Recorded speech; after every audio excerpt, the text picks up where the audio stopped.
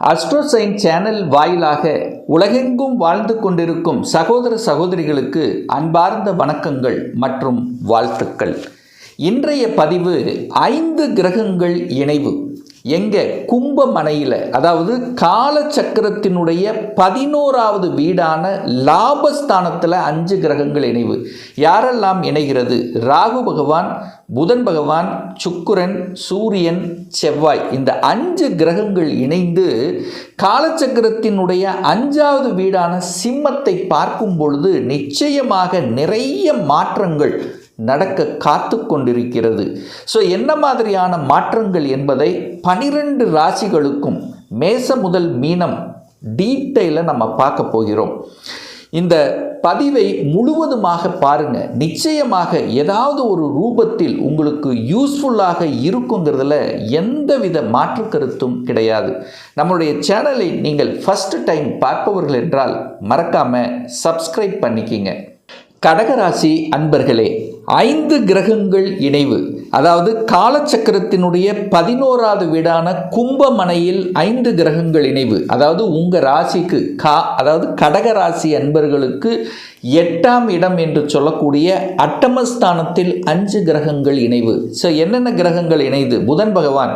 புதனுங்கிறது உங்களுடைய முயற்சி ஸ்தானத்தின் அதிபதி. அதே சமயத்தில் விரயத்தை கொடுக்கக்கூடிய புதன் 8ல் போய் மறைகிறது. சூரிய பகவான் குடும்பாதிபதி, தனம், குடும்பம், வாக்குஸ்தானாதிபதி போய் 8ல் அமர்ந்திருக்கு. சுக்கிரன் என்பது 4க்குரியவன், சுகத்தை தரக்கூடியவன். அதே சமயத்தில் லாபத்தை கொடுக்கக்கூடிய சுக்கிரன் போய் 8ல் மறைகிறார். செவ்வாய் என்கிறது 5க்குரியவன், பூர்வ புண்ணியஸ்தானத்தின் அதிபதி, பஞ்சமஸ்தானத்தின் அதிபதி. அதே சமயத்தில் 10க்குரியவன், தொழில் ஸ்தானாதிபதி 8ல் போய் உட்கார்ந்துருக்கு.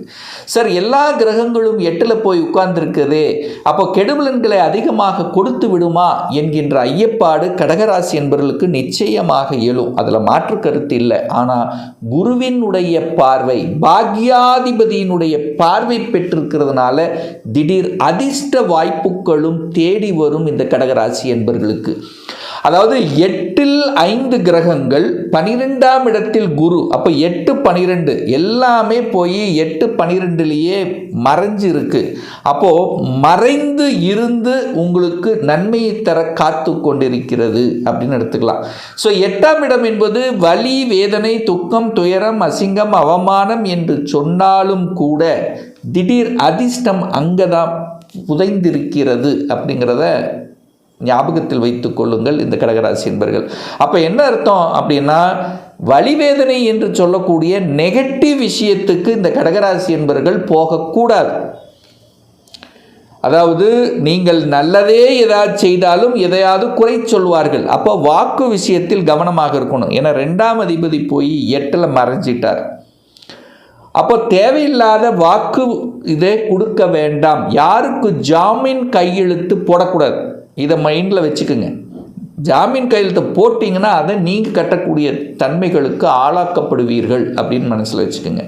ஸோ 2ஆம் அதிபதி 8ல் போய் மறைந்து இருக்கிறதுனால குடும்பத்தில் பிரிந்திருக்கின்றவர்கள் அல்லது குடும்பத்தில் கருத்து வேறுபாடாக இருக்கின்றவர்கள் எல்லாம் இப்போ உங்கள் ஆழ்மனதில் தோன்றும், ஏன் பிரிந்திருக்கக்கூடாது, நாம் ஒன்றாக இருக்கணும் அப்படிங்கிற ஞானோதயம் வெளிப்படுத்தும்.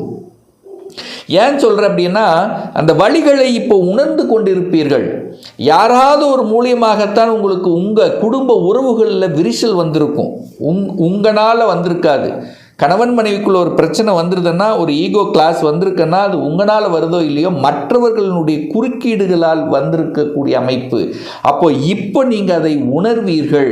அப்போ ஒருவருக்கொருவர் புரிந்து கொள்ளக்கூடிய வாய்ப்புகள், சந்தர்ப்பங்கள் இந்த காலகட்டத்தில் நிச்சயமாக உருவாக்கும். அப்போ சேருவதற்குண்டான, பிரிந்திருந்த தம்பதிகள் ஒன்று சேருவதற்கான வாய்ப்புகள், சந்தர்ப்பங்கள் உங்களுக்கு ஏற்படுத்தும் அல்லது உங்கள் மனதில் தோன்றும். அதை கெட்டியாக பிடித்து கொள்வது நல்லது இந்த கடகராசி என்பர்கள். அதாவது வழிகளை கொடுத்து கொண்டிருந்த விஷயங்கள் இப்போ வழிகளிலிருந்து விடுதலை செய்வதற்குண்டான வாய்ப்புகள், சந்தர்ப்பங்களை உருவாக்கும். ஒரு வம்பு வழக்கு, கோர்ட்டு கேஸ் ரொம்ப நாளாக நடந்துட்டு இருக்கு சார். அது ஒரு பிரச்சனையாக இருக்குது, நெடு நாட்களாக ஒரு வலி இருக்குது. இப்போ அந்த வலியிலிருந்து விடுதலை பெறுவதற்குண்டான சாத்தியக்கூறுகள் உங்களுக்கு தென்படும் அப்படிங்கிறத நான் இந்த இடத்துல சொல்கிறேன். பணம் எங்கேயோ ஒரு இடத்துல சிக்கி கொண்டிருக்கிறது, பணம் வரமாட்டேங்குது.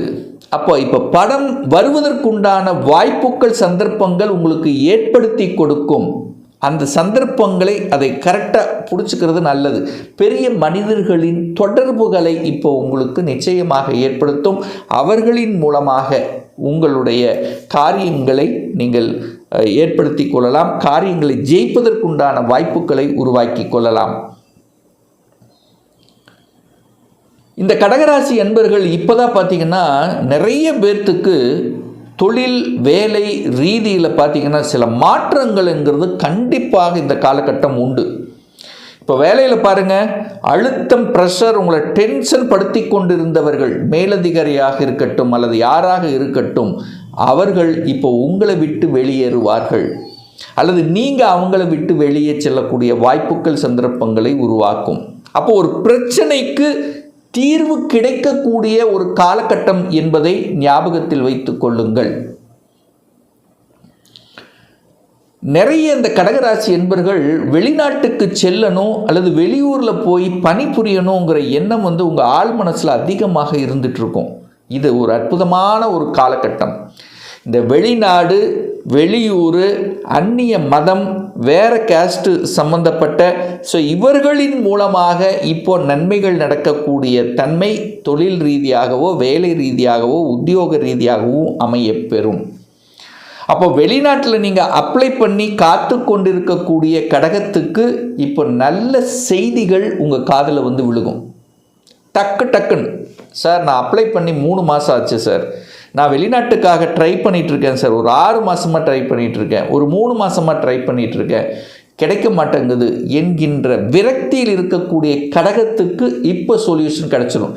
திடீர் அதிர்ஷ்டமாக உங்களுக்கு கிடைக்க பெறும் அப்படின்னு தான் நான் இந்த இடத்துல சொல்கிறேன். இந்த கடன் விஷயத்தில் மட்டும் கவனமாக இருக்கணும். கண்டிப்பாக கடன் யாருக்காவது கொடுத்தீங்க, யாருக்காவது ஜாமீன் கையெழுத்து போட்டீங்க, அது பிரச்சனைக்குரியதாக மாறும். அதை மைண்டில் வச்சுக்கோங்க.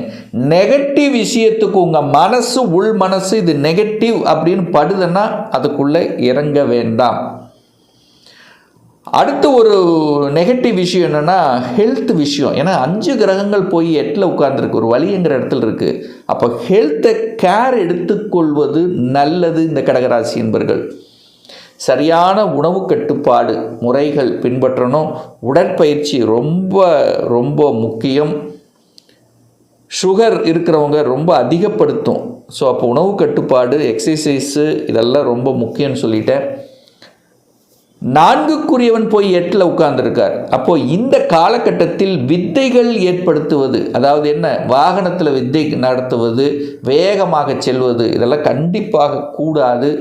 இரவு நேர பயணங்களை முற்றிலுமாக தவிர்ப்பது கடகத்துக்கு நல்லதுங்கிறத மைண்டில் வச்சுக்கோங்க. அதே சமயத்தில் பார்த்தீங்கன்னா ஏதாவது ஒரு போட்டி பொறாமை அப்படிங்கிறது கண்டிப்பாக ஏற்படுத்தி. இப்போ இந்த காலகட்டத்தில் நீங்கள் எதிர்ப்பை வெளிப்படுத்தவே கூடாது. நெகட்டிவ் விஷயத்துக்குள்ளே போகக்கூடாது. நீங்கள் நல்லதே செய்தாலும் எதையாவது குறை சொல்லுவார்கள். அவசரப்பட்டு ஆக்ரோசப்பட்டு வேலையை விட்டு விடுவது கடகராசிக்கு ஆகாது. ஏன்னா உங்களை டெம்ட் ஏற்றுவாங்க. வேலையில் பளு இருக்கும், கூடுதல் பளு இருக்கும். ஒரு சிலருக்கு ப்ரொமோஷன் கிடைச்சிரும். அதாவது 10ஆம் அதிபதி 11ஆம் அதிபதி இணைந்து இருக்குது. அப்போ தொழிலில் லாபத்தை கிடைக்குமா? கண்டிப்பாக கிடைக்கும். என்ன 2 மணி நேரம் சேர்ந்து உழைக்க வேண்டியது இருக்கும். கூடுதல் பணி சுமைங்கிறது அதிகமாக இருக்கும் கடகத்துக்கு. பட் லாபம் கிடைக்குமா அப்படின்னா லாபம் என்பது நிச்சயமாக உண்டு, அதில் மாற்று கருத்து இல்லை. அப்போ திடீர் அதிசயம் நடக்கும், திடீர் எதிர்பாராத அதிர்ஷ்டம் நடக்கும், எதிர்பாராத வெற்றிகள் நடக்கும். நினைத்து பார்க்காத, அதாவது நடக்காத ஒன்று நடந்துருச்சு அப்படிங்கிற மாதிரியும் ஒரு சிலருக்கு ஏற்படுத்தும். ஏன்னா வலிகளை கொடுக்கக்கூடிய இடம் அல்லவா.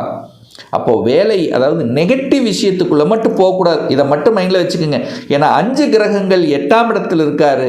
குரு என்கின்ற பாக்யாதிபதியும் 12இல் இருக்குது. அப்போ 6 கிரகங்கள் அப்படியே வெளியில், அதாவது மறைவு ஸ்தானத்தில் இருக்கின்றதுனாலையும், ஆனால் 8, 12 கனெக்ட் ஆகிறதுனால திடீர் அதிர்ஷ்டம், திடீர் குழந்தை பேரு, திடீர் குழந்தை பாக்கியம், திடீரென்று வேலை கிடைப்பது. ஸோ இந்த மாதிரி நற்பலனை கொடுக்கக்கூடிய காலகட்டமாகவும் இந்த கடகத்துக்கு அமையும். எது இருந்தாலும் ஒரு புள்ளி வச்சு ஒரு கோலம் போட்டுருங்க, அவ்வளோதான்.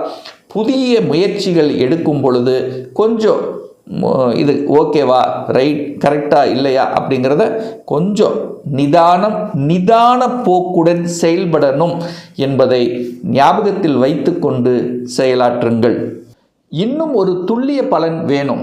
அதாவது 2026இல் சொந்த தொழில் செய்வதற்கான கொடுப்பினை உண்டுன்னா எப்போ, வேலையில் எப்போ நமக்கு ப்ரமோஷன் கிடைக்கும், இப்போ +2 படிச்சுட்டு இருக்கேன், எப்போ எந்த கோர்ஸ் எடுத்து படித்தா நமக்கு ஃப்யூச்சர் நன்றாக இருக்கும், திருமணம் தடைப்பட்டு கொண்டே இருக்கிறது, எப்போ தான் நமக்கு திருமணம் நடக்கும், எப்போ குழந்தை பாக்கியம் கிடைக்கும், எப்போ வீடு கட்டுவேன், இது போன்ற கேள்விகளுக்கு துல்லியமான பதிலை நம்மால் கூற முடியும். ஒரு பர்சனல் கன்சல்டேஷன் எடுத்துக்கணும், ஒரு சுய ஜாதகம் பார்க்கணும் என்று விருப்பப்படக்கூடிய அன்பர்கள் டிஸ்பிளே தெரியக்கூடிய நம்பருக்கு வாட்ஸ்அப் மூலியமாகவோ ஃபோன் கால் மூலியமாகவோ தொடர்பு கொண்டு அப்பாயின்மெண்ட் பெற்றுக்கொண்டு நேரடியாகவோ அல்லது ஆன்லைன் மூலமாகவோ கன்சல்டேஷன் எடுத்துக்கலாம். நம்மளுடைய அலுவலகம் கோயம்புத்தூரில் அமைந்துள்ளது. அதாவது கோயம்புத்தூரிலிருந்து மேட்டுப்பாளையம் செல்லும் வழியில் வெள்ளக்கிணர் பிரிவு அன்னபூர்ணா ஹோட்டலுக்கு அருகாமையில் அமைந்துள்ளது. பிரியர் அப்பாயின்மெண்ட் வாங்கிட்டு நேரடியாக கன்சல்டேஷன் எடுத்துக்கலாம். மீண்டும் ஒரு நல்ல பதிவில் உங்களை சந்திக்கும் வரை உங்களிடமிருந்து விடைபெறுவது உங்கள் அஸ்ட்ராலஜர் டாக்டர் சதீஷ்.